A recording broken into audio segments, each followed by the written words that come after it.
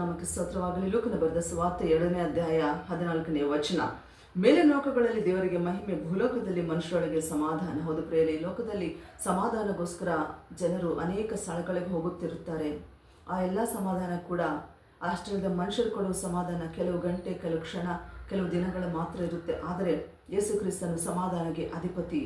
ಆತನ ಹತ್ರ ಬಂದಾಗ ನಮಗೆ ಯಾವಾಗಲೂ ಕೂಡ ನಿತ್ಯವಾದ ಸಮಾಧಾನ ನಮಗೆ ಸಿಗುತ್ತೆ. ವಾಕ್ಯದಲ್ಲಿ ನೋಡುವಾಗ ಸೊಲೊಮೋನ್ ರಾಜನು ಹೇಳುತ್ತಾನೆ, ಎಲ್ಲವನ್ನೂ ಈ ಲೋಕದಲ್ಲಿ ಅನುಭವಿಸಿ ಆತನ ಕೊನೆಗೆ ಹೇಳುತ್ತಿದ್ದಾನೆ, ಈ ವ್ಯರ್ಥ ಸಮಸ್ತವು ಮನುಷ್ಯನು ಪಡೋ ಪ್ರತಿ ಪ್ರಯತ್ನ ಕೂಡ ವ್ಯರ್ಥ, ದೇವರಲ್ಲಿ ಭಯಭಕ್ತಿ ಇರುವುದು ಮಾತ್ರ ಮನುಷ್ಯರಿಗೆ ಆಶೀರ್ವಾದ ಅಂತ ಹೇಳುತ್ತಿದ್ದಾನೆ ಪ್ರೇರೆ. ಅದೇ ರೀತಿಯಲ್ಲಿ ದಾವೀದ ಮಹಾರಾಜನು ಕೂಡ ನಿನ್ನ ಅಂಗಳದಲ್ಲಿ ಒಂದು ದಿನ ಕಳೆಯುವುದು ಎಷ್ಟೋ ಶ್ರೇಷ್ಠ ಅಂತ ಹೇಳುತ್ತಿದ್ದಾನೆ. ಆದರೆ ನಮಗೆ ಸಮಾಧಾನ ಸಿಗೋದು ಈ ವಾಕ್ಯ ಓದಿದಾಗ, ಪ್ರಾರ್ಥನೆ ಮಾಡಿದಾಗ, ದೇವರ ಸನ್ನಿಧಿ ಇದ್ದಾಗ ನಮಗೆ ಬರುವ ಸಂತೋಷ, ಆ ಒಂದು ಸಮಾಧಾನ ಹೇಳಿಕೊಳ್ಳೋಕ್ಕೂ ಆಗೋದಿಲ್ಲ ಪ್ರೇರೆ. ಆದ್ದರಿಂದ ನಾವು ನಮ್ಮ ಸಮಾಧಾನಕ್ಕೆ ಅಧಿಪತಿಯಾದ ಯೇಸು ಕ್ರಿಸ್ತನ ಒಟ್ಟಿಗೆ ಬರೋಣ, ಆತನ ವಾಕ್ಯವನ್ನು ಓದೋಣ, ಪ್ರಾರ್ಥನೆ ಮಾಡೋಣ. ನಮಗೆ ಕೊಟ್ಟ ಸಮಾಧಾನ ಇತರರಿಗೆ ಕೂಡ ಹೇಳಿ.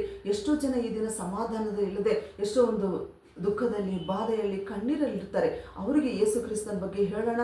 ದೇವರು ನಮಗೆ ಕೊಟ್ಟ ಸಮಾಧಾನವನ್ನು ದೇವರು ಅವರಿಗೆ ಕೊಡುವಂತೆ ಪ್ರಾರ್ಥನೆ ಮಾಡೋಣ. ದೇವರ ರಾಜ್ಯಕ್ಕೆ ಅವರನ್ನು ಕೂಡ ಕರೆತರೋಣ. ದೇವರು ಈ ವಾಕ್ಯವನ್ನು ದೀವಿಸಿ ಆಶೀರ್ವದಿಸಲಿ. ಆಮೆನ್.